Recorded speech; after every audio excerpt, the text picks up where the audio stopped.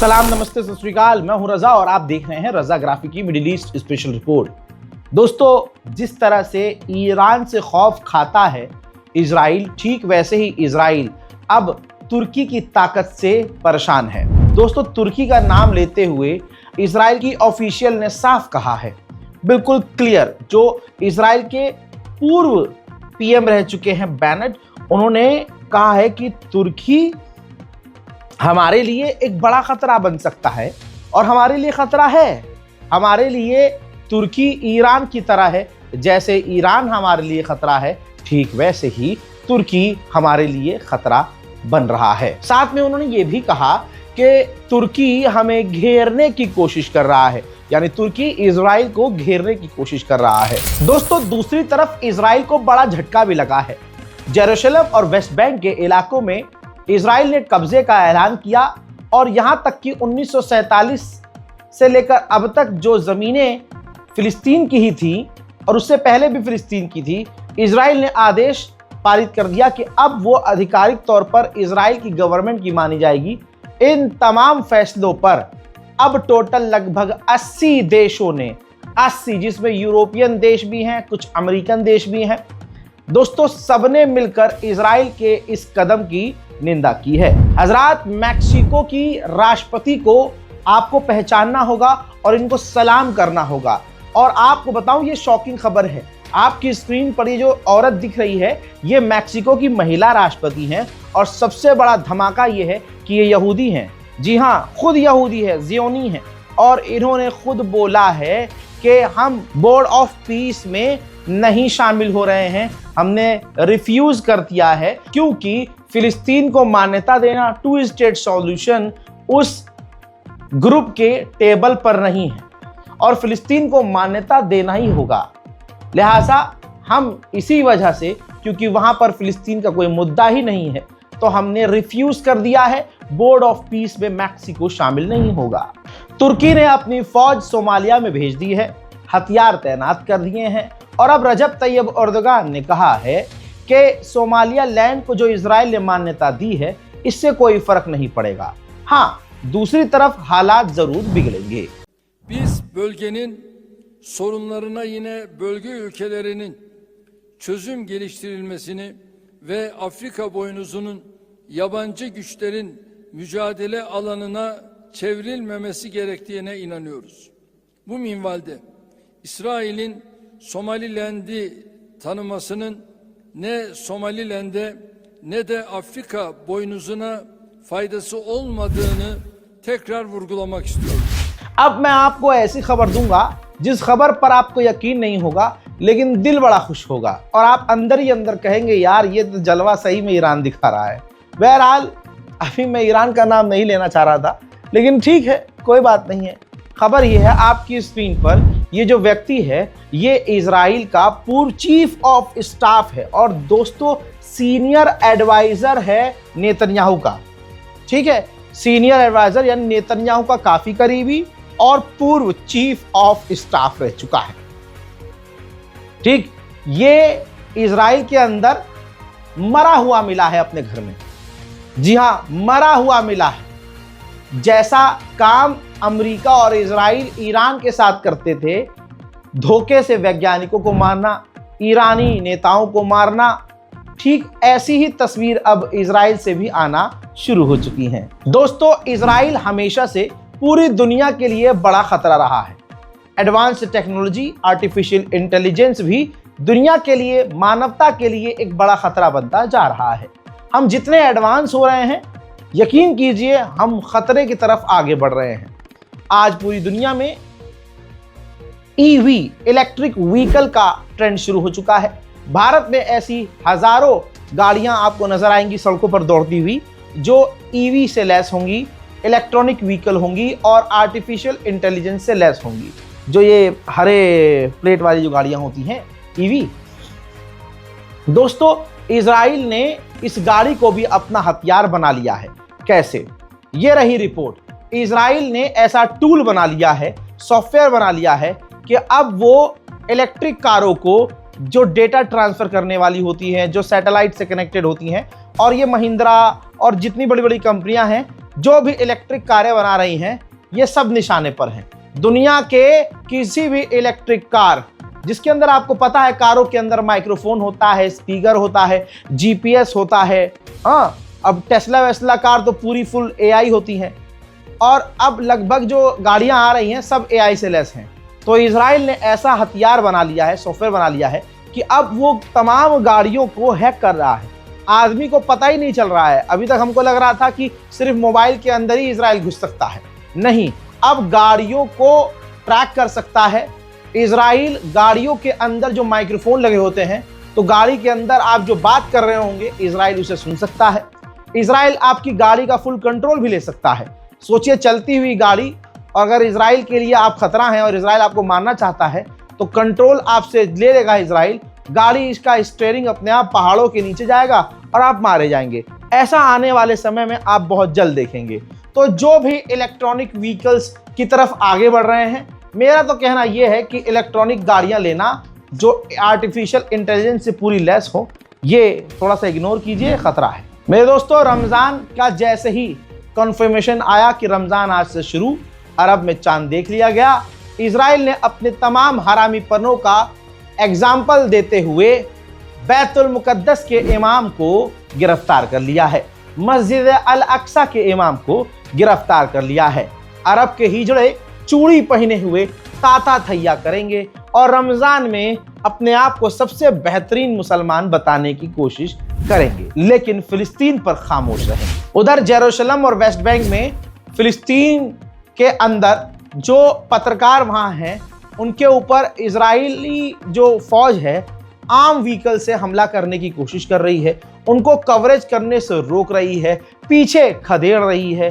कई पत्रकारों को मारा भी गया है। रमजान मुबारक शुरू हो चुके हैं और बैतुल मुकद्दस में मुसलमान नहीं जा रहा है, बल्कि यहूदी भारी मात्रा में पहुंच रहे हैं। अरब को लानत भेजिए, अरब के नेताओं को कहिए कि कुछ तो बोलो, मुंह तो खोलो। वेस्ट बैंक में फिलिस्तीनियों के मकान में घुसकर इजरायली सेटलर्स यहां तक कि कुरान पाक को जला रहे हैं। अल्लाह अकबर। इन तमाम मंजर को देखने के बाद भी अड़ोस पड़ोस के तमाम अरब और इस्लामिक देश खामोश। जैसा मैंने आपसे कहा, रमजान मुबारक की शुरुआत हो चुकी है और ये वेस्ट बैंक का मंजर आप देख रहे हैं। रमजान में स्पेशली इजराइल ये काम करता है कि फिलिस्तीनियों पर ज्यादा जुल्म करता है। अब आप देख सकते हैं कि वेस्ट बैंक में लगातार फिलिस्तीनियों के मकानों को इजराइल तोड़ रहा है। सिर्फ यही नहीं, वेस्ट बैंक 80 देशों ने निंदा करी है, लेकिन इसके बावजूद इजराइल वेस्ट बैंक में घरों पर पर्चे गिरा रहा है, घरों के अंदर पर्चे डाल रहा है और मकान को खाली करने का हुक्म दे रहा है। इजराइल के फाइनेंस मिनिस्टर ने कहा, गाजा में जो भी लोग रहते हैं वो हमसे नफरत करते हैं। दो ऑप्शन हमारे पास हैं, या तो उन तमाम लोगों को गजा से निकाल दे और फिर दूसरा ऑप्शन यह है कि ज्यादा से ज्यादा यहूदियों को गाजा में बसाएं। वहीं इजराइल के डिफेंस मिनिस्टर ने कह दिया कि हम गाजा से 1 मिलीमीटर भी पीछे नहीं हटेंगे। जहां अरब देश कह रहे हैं कि गाजा को इजराइल खाली कर दे, हालांकि वो 2-4 महीने में एक बार कोई नेता उठ के कह देता है, यहां पर इजराइल का डिफेंस मिनिस्टर तमाम कानूनों के ऊपर मूतता हुआ कह रहा है कि हम 1 इंच भी पीछे नहीं हटेंगे। हजरात, फ्रांस की एक हरामी एमपी ने कहा है, महिला एमपी है, मुंह देख लीजिए, ऐसा लगता है छिली हुई मुर्गी जबरदस्ती पेंट करके खड़ी हो गई है।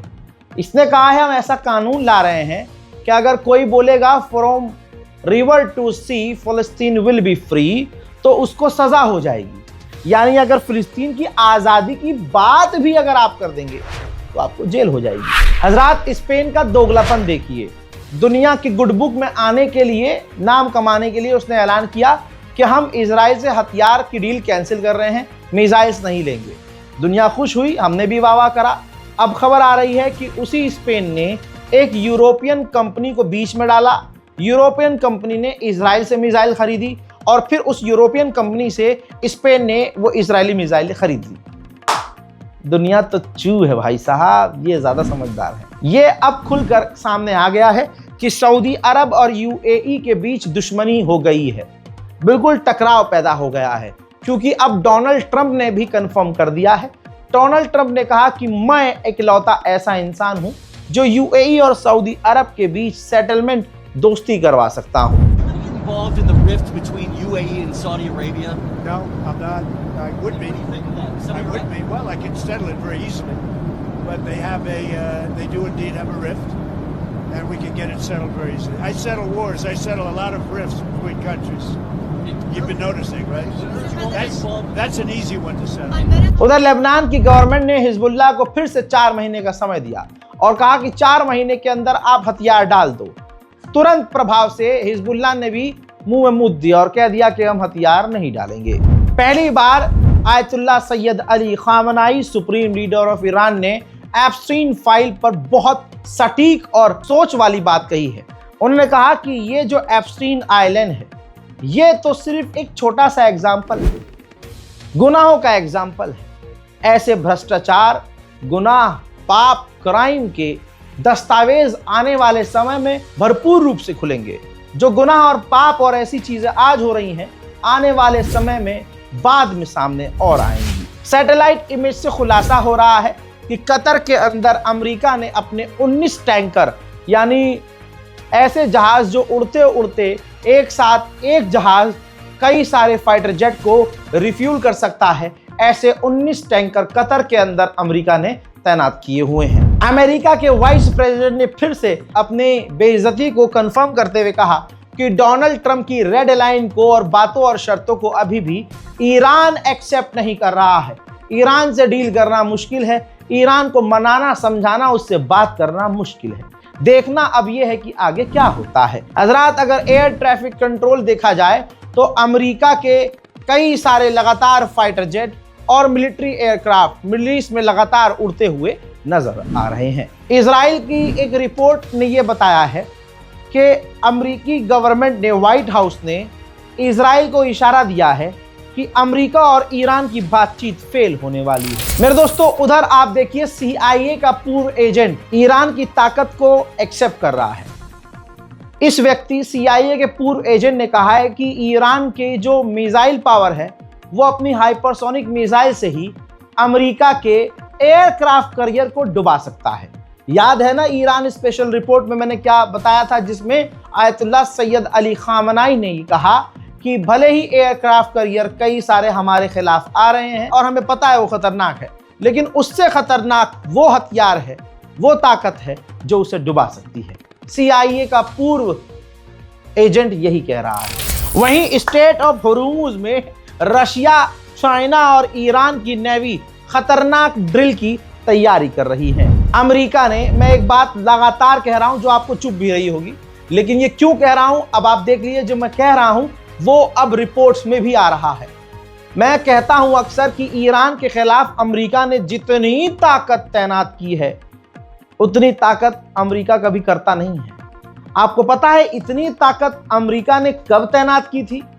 गल्फ वॉर में। जी हां, इतिहास में जब गल्फ वॉर हुई थी तब अमेरिका ने इतनी ताकत तैनात की थी, और आज अकेले ईरान के लिए अमेरिका ने उतनी बड़ी ताकत सालों बाद तैनात की है। तो ईरान का जलवा तो है भैया। हजरात मोहतरम, गाजा और फिलिस्तीन का हाल क्या है वो मैंने बता दिया है, दिखा भी दिया है, और ये बारकोड इसीलिए है, अकाउंट डिटेल इसीलिए है ताकि रमजान में भी हम जैसे थोड़ा थोड़ा कुछ करते आए हैं, फिलिस्तीनी बच्चों के कपड़ों का इंतजाम, फिलिस्तीनी बच्चों के खाने का इंतजाम, पानी का इंतजाम, सहरी का इंतजाम, कुछ भी कर सके तो वो हम करें।